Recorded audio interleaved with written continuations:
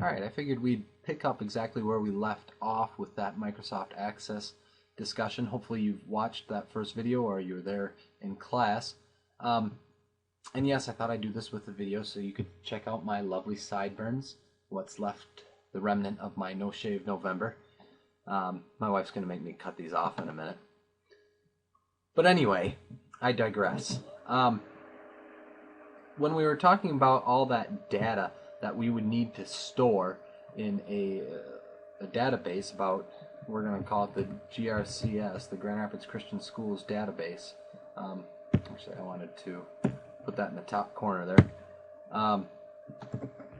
We would need to keep track of data about every student. So Tim and, you know what, I'm going to make this look a little bit nicer. I'm going to say we're going to have a column for first name and last name, and of course we said we'd have to keep track of the street address, and we'd have to keep track of the city, let's see, state, zip code,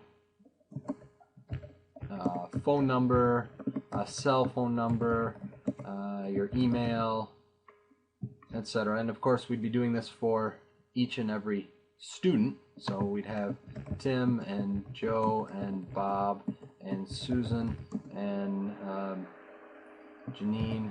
I don't even know how to spell Janine. Why did I pick the name Janine?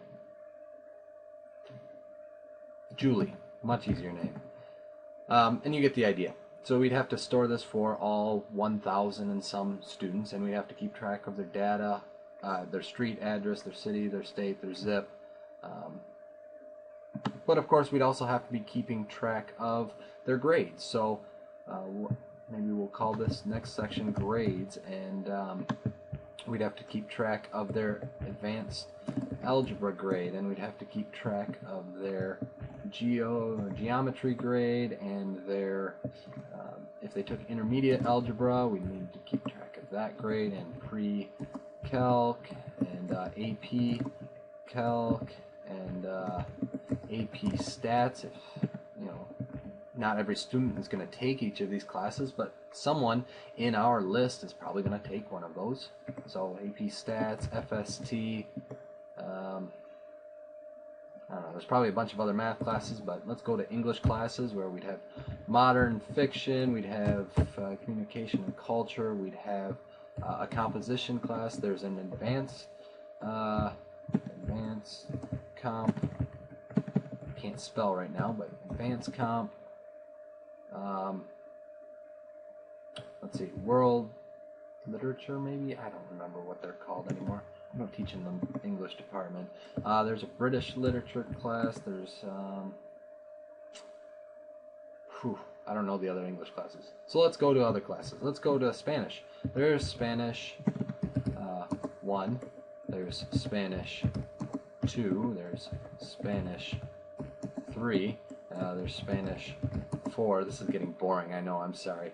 But there'd be French 1, French 2, French 3. There's German. There's a Latin course. So all those world language courses.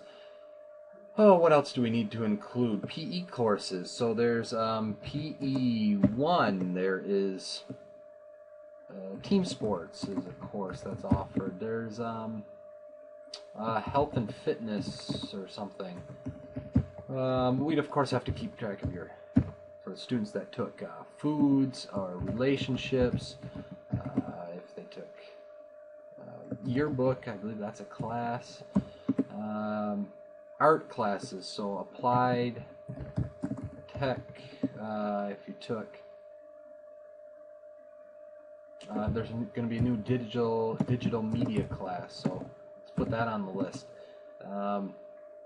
Other art courses, of course you'd have to keep track of all the music ones, so chamber chorale and a cappella, and you have to keep track of symphony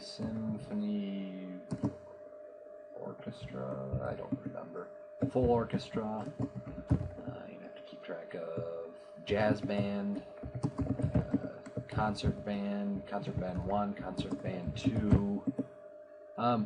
I'm just going to go ahead and stop there. I've only gotten through grades, and if you remember back to our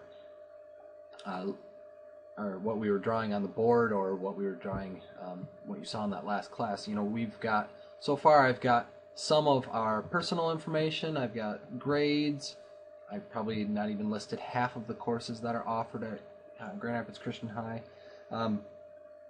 I would still need to do medical information. I would need to do, I forgot what all our other categories were. We had an other category which would include extracurricular activities, so I'd have to include every single sport. So football, girls, basketball, cross country, track, my two favorite sports, or at least the two that I participated in, baseball, softball, so we could keep track if you participated in one of those. And you're getting the idea here. I'm already all the way over to AZ, and that would be a lot of stuff to search, and it would be a pain to have to enter data in this form. Can you imagine as a teacher, and you're like, all right, so Julie, wait, I have to scroll all the way down to person who's in, I don't know, box 187 and scroll over to find the right class. You could do it, and you could of course use multiple sheets of, click that, you could use multiple sheets to make it a little more organized, but it'd be hard to have a relationship between the different sheets to so that the data corresponded. It'd be hard to search it, it'd be hard to create reports, it'd be hard to create nice charts. And really this is what the limitation of Excel is. Excel is great, especially if you have to do some calculations or you have simpler spreadsheets, but for storing just a lot of data, Excel is not really designed to be just this really big table for storing data. There are much better programs for that, and that's Microsoft Access, and that's really what we're going to be studying. You may feel like, well, I'm never going to use Microsoft Access, and you may never have to create a database in your life, but I guarantee you, if you ever have any sort of job ever, you will be using a database every day. I do it every day when I enter your attendance. All that information is getting plugged into a database. And having an understanding of how they work, I think, is a valuable use of your time.